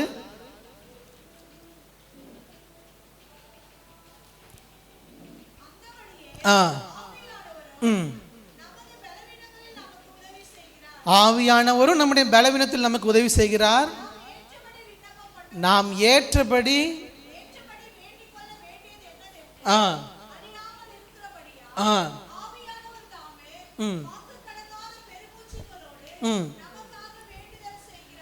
வாக்கு கடங்காத பெருமூச்சுகளோடு ஆவியானவர் என்ன பண்றாரா? நமக்காக வேண்டுதல் செய்கிறார். நிறைய நேரங்களில் என்ன ஜெபிக்க என்பதே தெரியாமல் இருக்கும். எத்தனை பேர் அந்த அனுபவத்தில் கடந்து வந்திருக்கீங்கன்னு தெரியல. நிறைய நேரங்களில் சில சூழ்நிலைகளை பார்க்கும் பொழுது வாயில் வார்த்தைகளே வராது. அதுக்காக என்ன ஜெபிக்கன்னு தெரியாமல் அல்ல, வார்த்தைகளால் அதை நம்ம என்ன பண்ண முடியாதுன்னா எக்ஸ்பிரஸ் பண்ண முடியாது. வார்த்தைகளே இருக்காது, தொண்டையெல்லாம் அடைத்து விடும், கண்ணில் கண்ணீர் மட்டும்தான் இருக்கும். என்ன வார்த்தையை சொல்லி ஆண்டவரத்தில் கேட்பது, ஜெபிப்பது தெரியாது. வார்த்தைகளால் சொல்ல முடியாத பல சூழ்நிலைகள் தேவனுடைய சமூகத்தில் அமர்ந்திருப்போம். ஆண்டவர் சொல்லுகிறார், நீ வார்த்தைகளால் சொல்லி ஜெபிக்க முடியாட்டாலும், உனக்கு தெரியாட்டாலும், உனக்காக வாக்கு கடங்காத பெருமூச்சுக்களோடு வேண்டுதல் செய்யக்கூடிய ஆவியானவர் நம்முடைய தேவன், பரிசுத்த ஆவியானவர். ஹல்லேலூயா, ஹல்லேலூயா. பல நேரங்களில் வார்த்தைகள் இல்லாமல் நீங்கள் நிற்கும் பொழுதெல்லாம் உங்களுக்காக ஜெபிக்க யார் இருக்கிறார்னா அவர் இருக்கிறார், ஆவியானவர் இருக்கிறார். யாராவது உங்களுக்காக ஜெபிப்பார்களா என்றால் உங்கள் பெற்றோரை தவிர யாரும் என்ன பண்ண மாட்டாங்க. பெரும்பான்மையான நேரங்களில், அப்படி இல்லைன்னு சொல்ல முடியாது, பெரும்பான்மையான நேரங்களில் பெற்றோரே இன்றைக்கு என்ன பண்ணுறதுன்னா நிறைய நேரங்கள் ஜெபிக்கிறது இல்லை பிள்ளைகளுக்காக. உங்களுக்காக யார் ஜெபிப்பான்னா வேதம் சொல்லுகிறது, உங்களுக்காக ஜெபிக்க, அதுவும் வாக்கு கடங்காத பெருமூச்சுக்களோடு ஜெபிக்க ஆவியானவர் இருக்கிறார் உங்களோடு. அப்போ அந்த விதவை சமுதாயத்தால் எல்லாராலும் கைவிடப்பட்ட விதவை, எல்லாராலும் ஒதுக்கப்பட்ட விதவை, யாருமே அவளுக்காக நிற்கவில்லை, யாருமே அவளுக்காக பேச ஒருவரும் இல்லை, அவளுக்காக ஜெபிக்க ஒருவரும் இல்லை. அந்த விதவைக்கே அந்த அநீதியுள்ள நியாயாதிபதி அவளுடைய வழக்கை கேட்டு நீதி செய்வார் என்று சொன்னால், நீங்களும் நானும் கைவிடப்பட்டவர்கள் அல்ல, நீங்களும் நானும் அவருடைய பிள்ளைகள், அவருடைய பிள்ளைகள். நம்முடைய ஜெபத்தை கேட்பது அதிக நிச்சயம் அல்லவா, அதிக நிச்சயம் அல்லவா. ஹல்லேலூயா, ஹல்லேலூயா. அதனால் நீங்களும் நானும் விதவைகளைப் போல அல்ல, யாருமே இல்லாதவர்கள் அல்ல, கைவிடப்பட்டவர்கள் அல்ல. நாம் யாரும் அப்படி சொல்லக்கூடாது ஒரு நாளும். நீங்களும் நானும் எனக்காக பரிந்து பேசுகிற இயேசு கிறிஸ்து எனக்காக இருக்கிறார். எனக்காக வாக்கு கடங்காத பெருமூச்சுக்களோடு ஜெபிக்கிற ஆவியானவர் எனக்காக இருக்கிறார். ஹல்லேலூயா, ஹல்லேலூயா. நம்ம தைரியத்தோடு பிதாவினிடத்தில் ஜெபிக்க முடியும், பயந்து பயந்து அல்ல. ஒரு விதவை அந்த கோட்டுக்குள்ளே போகணுன்னா ஈஸியாக போக முடியாது, ஆண்கள் மட்டும்தான் போக முடியும். அவள் பயந்து பயந்து உள்ளே போகணும். ஆனால் நீங்களும் நானும் அப்படி அல்ல. உங்களுக்கு எனக்கு இருக்கக்கூடிய இயேசு கிறிஸ்து நாம் தைரியத்தோடு அவரிடத்தில் வரக்கூடிய பிரதான ஆசாரியர். அல்லேலூயா. இயேசு கிறிஸ்துவின் மூலமாக தைரியமாக கிருபாசன தண்டையில் நம்மால் போக முடியும். இந்த கதையை நீங்கள் கேட்டிருக்க வாய்ப்பு இருக்கிறது. ஒரு பெரிய அரண்மனையில் ராஜா இருக்கிறார். ஒரு சிறு பெண்ணுக்கு உள்ளே போய் ராஜாவினிடத்தில் பேச வேண்டும் என்ற ஆசை.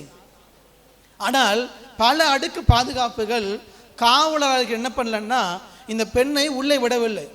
உள்ளே போகக்கூடாது, அதற்கான அனுமதி இல்லை என்று சொல்லுகிறார்கள். இவள் ரொம்ப நேரமாக உள்ளே போகணும் ஆசையோடு காத்து கொண்டிருக்கிறாள். ஒரு மனிதன் அந்த வழியாக வருகிறார். ஏன் அழுது கொண்டிருக்கிறான்னு இந்த பெண்ணிட்ட கேட்கிறார். உடனே அந்த சின்ன பொண்ணு சொல்கிறா, எனக்கு உள்ளே போய் ராஜாவை பார்க்க வேண்டும் என்ற ஆசை. ஆனால் யாரும் என்ன பண்ண மாட்டேங்கிறாங்க, விட மாட்டேங்கிறாங்க. காவலாளிகள் தடுக்கிறார்கள். உடனே என்னோடு வா, நான் என்ன பண்ணுறேன், உன்னை அழைத்து கொண்டு போகிறேன்னு சொல்கிறார். அதை யாருமே விட மாட்டேங்கிறாங்களே, நீங்கள் வந்தால் மட்டும் விட்டுருவாங்களேன்னா, நீ என் கையை பிடித்து கொண்டு என் கூட வான்னு சொல்கிறார். உடனே இந்த சிறு பெண்ணும் அவருடைய கையை பிடித்து கொண்டு அவரோடு கூட உள்ளே செல்லுகிறாள். இவர் உள்ளே வந்த உடனே எல்லாரும் என்ன பண்ணுறாங்க, திறந்து வழி விடுகிறார்கள். வாசலில் தாண்டி போகிறாரு, உள்ளே போகிறாரு, பேலஸ்குள்ளே போகிறாரு, உள்ள ராஜா இருக்கக்கூடிய மெயின் ஹாலுக்கே வரைக்கும் போகிறாரு. எல்லாரும் வழி விடுகிறார்கள். இந்த பொண்ணுக்கு பெரிய ஆச்சரியம், வாசல் கேட்லேயே விடாதவர்கள் உள்ள வரைக்கும் விட்டுட்டாங்களே அப்படின்னா இவள் நினைத்து கொண்டால் அப்போ நம்ம பெரிய ஆள் நினச்சிட்டேன். ஆனால் கடைசி உள்ளே போனதுக்கு அப்போ தான் தெரியுது இவள் யார் கையை பிடித்து கொண்டு வருகிறாள் என்றால் ராஜாவினுடைய மகன் இளவரசனுடைய கையை பிடித்து கொண்டு வருகிறார். அதனால் எங்கே என்ன கிடையாது, தடை கிடையாது, உள்ள வரைக்கும் போக முடியும். அதே தான் நீங்களும் நானும் பிதாவினிடத்தில் பேசுவதற்கு வாய்ப்பே இல்லை. பழைய ஏற்பாட்டில் ஒருவரும் பிதாவினிடத்தில் வர முடியாது.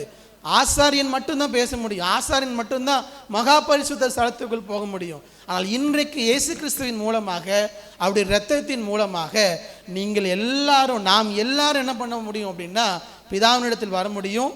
அதுவும் தைரியத்தோடு வர முடியும். காரணம், இயேசு கிறிஸ்து நம்மை அழைத்து செல்லுகிறார். அல்லேலூயா. அது எத்தனை பெரிய ஸ்லாக்கியம், எத்தனை பெரிய ஸ்லாக்கியம்.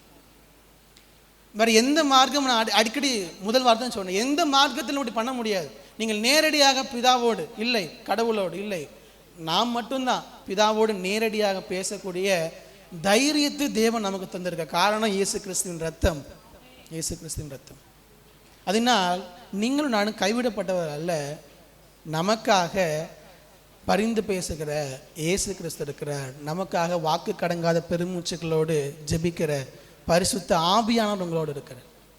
கடந்து செல்லுகிற இடத்துக்காக 2வது வசனத்தை வாசியுங்கள். 18:2. ஒரு பட்டணத்திலே அவன் தேவனுக்கு பயப்படாதவனும் மனுஷனை மதியாதவனுமாய் இருந்தான். இந்த நியாயாதிபதி, 3வதாக சொல்லுகிறேன், முதலாவது சொன்னேன் சோர்ந்து போகாமல் ஜெபம் பண்ணுங்கள்.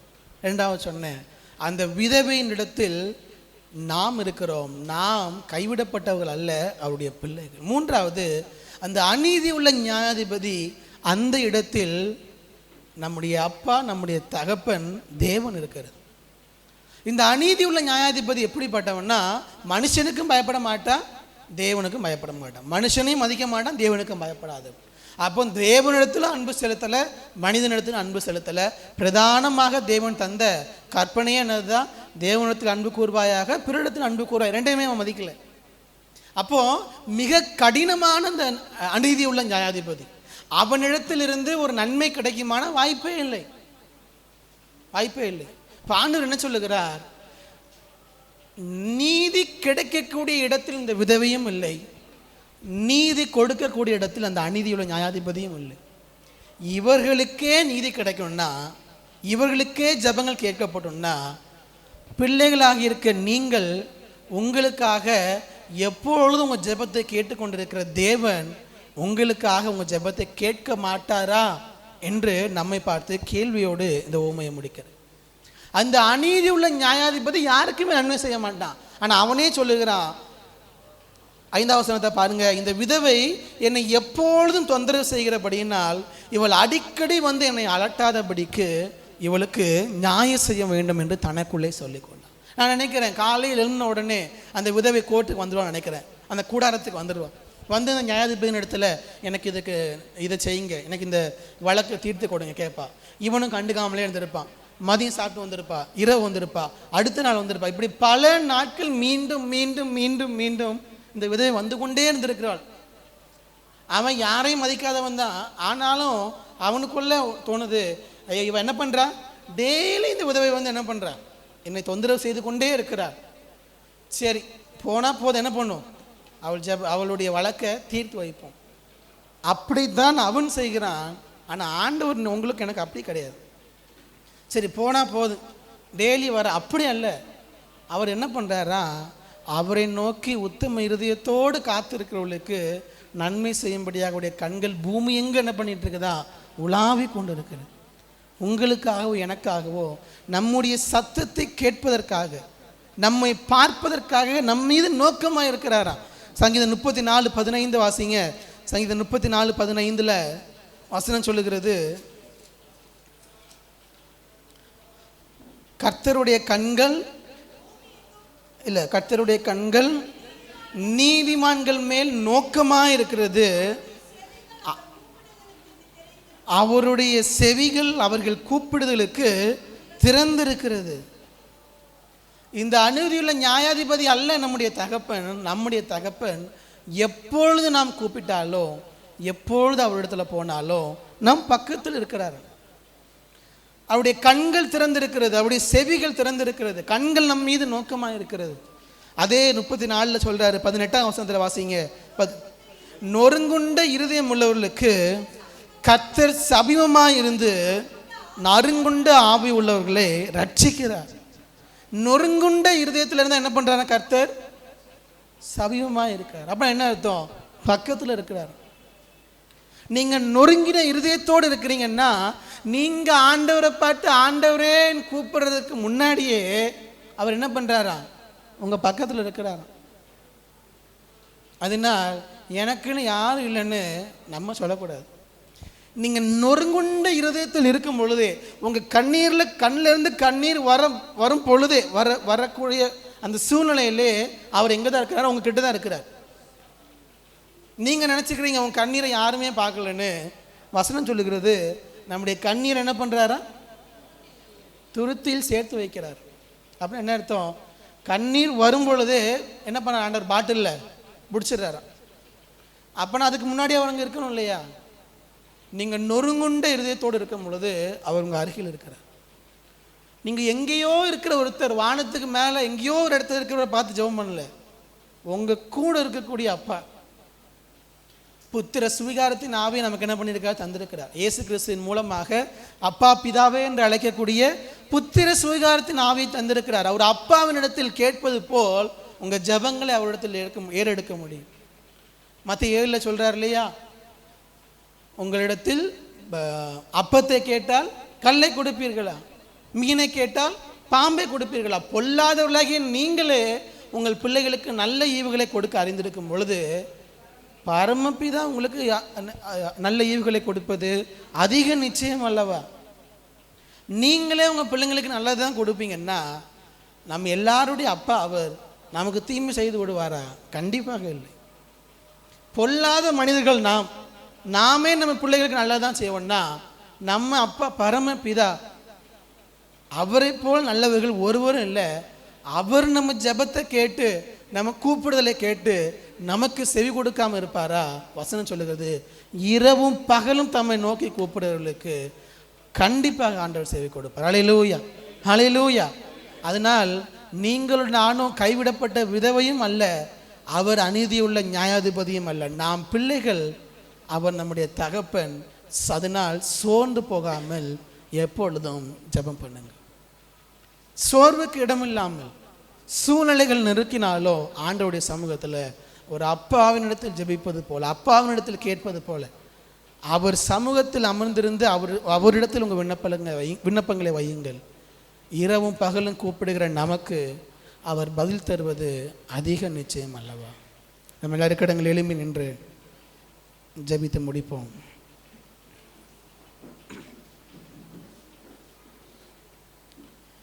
உங்களுடைய ஒவ்வொரு அழுக்குரலையும் கேட்கக்கூடிய தகப்பன் நம்முடைய தகப்பன்.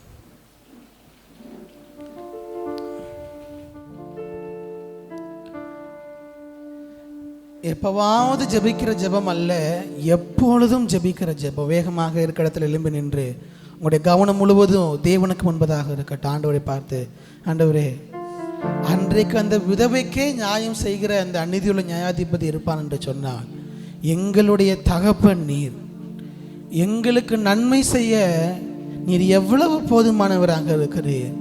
ஆண்டவரே, நீர் எங்களுக்காக எங்கள் பட்சத்தில் இருக்கிற தேவன். நொறுங்குண்ட இருதயத்தோடு நீங்க இருப்பீர்கள் என்று சொன்னால், அவர் உங்கள் அருகில் இருக்கிற, உங்கள் கண்ணீரை காண்கிறவர்.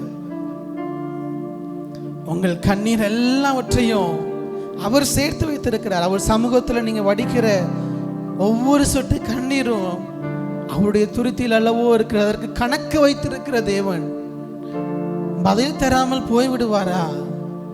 ஆண்டவர் இந்த காலை நேரத்தில் சொல்லுகிறார், நிச்சயமாக இல்லை, நிச்சயமாக இல்லை. கண்டிப்பாக நீங்கள் ஜெபிக்கிற ஒவ்வொரு ஜெபத்திற்கும் அவர் சமூகத்தில் பதில் உண்டு. அவர் சமூகத்தில் பதில் உண்டு.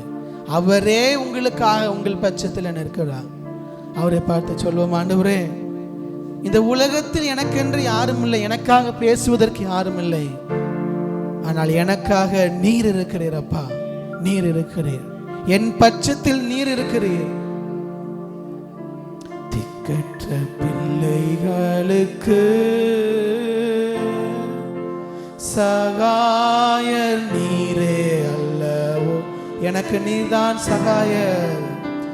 எக்காலம் துணையவர்க்கு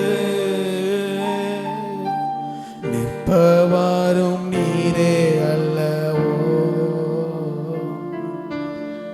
திக்கற்ற பிள்ளைகளுக்கு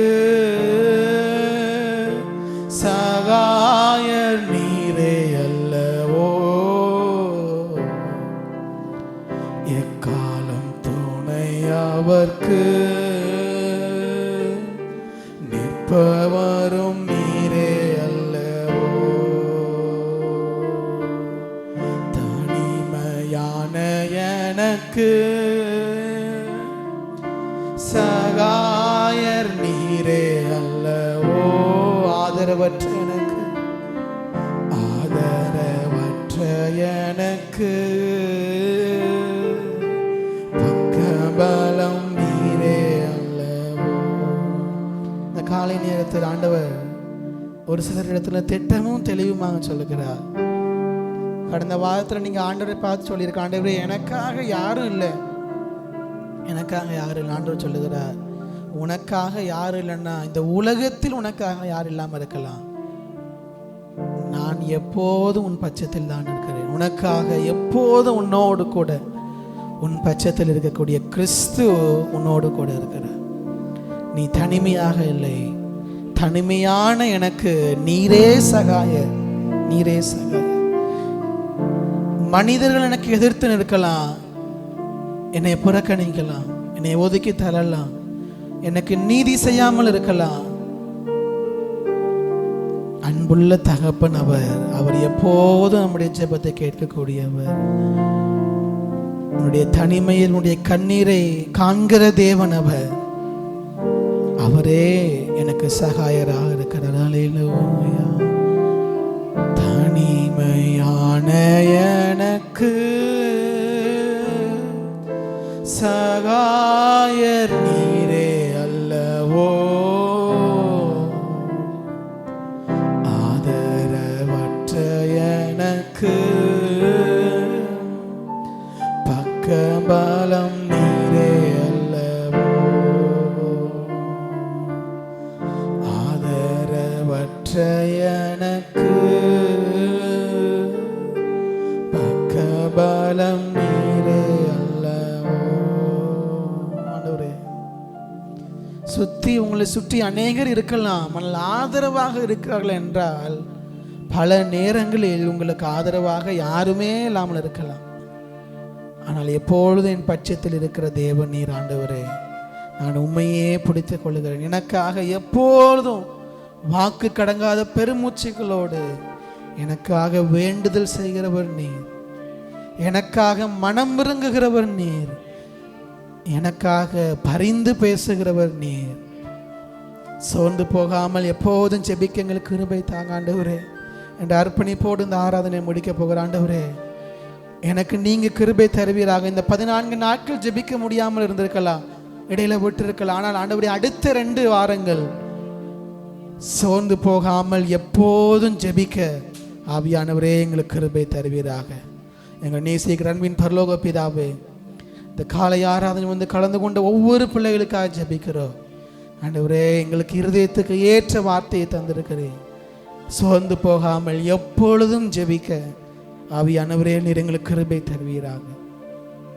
நீர் எங்களுக்கு உதவி செய்வீராக. சபையாக நாங்கள் ஏறெடுக்கிற இந்த 1000 மணி நேர ஜெபத்தை ஆண்டவரே இந்த மாதம் முழுவதும் தொடர்ந்து செய்வதற்கு நீர் எங்களுக்கு கிருபை தாங்க. நாங்கள் குடும்பமாக ஜெபிக்கிற குடும்பமாக, சபையாக ஜெபிக்கிற சபையாக உமக்கு முன்பதாக காணப்பட எங்களுக்கு கிருபை தாரும். பலவீனமாக இருக்கிற ஒவ்வொருவருக்காக ஜெபிக்கிறோம். தேவன் பலப்படுத்துங்க, கிருபை செய்வீராக. உங்கள் கிருபையின் கருத்திலே தாழ்த்தி தருகிறோம். வந்த ஒவ்வொருவரையும் பெயர் பெற ஆசீர்வதித்து வழி நடத்தும். புதிதாக வந்தவர்கள் எங்களோடு இணைந்து இந்த ஆராதனையில் பங்கு பெற்ற ஒவ்வொருவரையும் ஆசீர்வதிப்பீராக. வந்தது நிமித்தம் உடைய ஆசீர்வாதம் அவர்களோடு கூட தங்கி இருப்பதாக. இயேசு கிறிஸ்துவின் நாமத்தில் ஜெபிக்கிறோம் எங்கள் ஜீவன் நல்ல பிதாவே, ஆமென். நாம் எல்லாம் சேர்ந்து சொல்லுவோம். என் ஆத்மாவே கர்த்தரை ஸ்தோத்திரி, என் முழுமே பரிசுத்த நாமத்தை ஸ்தோத்திரி. என் ஆத்மாவே கர்த்தரை ஸ்தோத்திரி, மறவாதே. ஆமென்.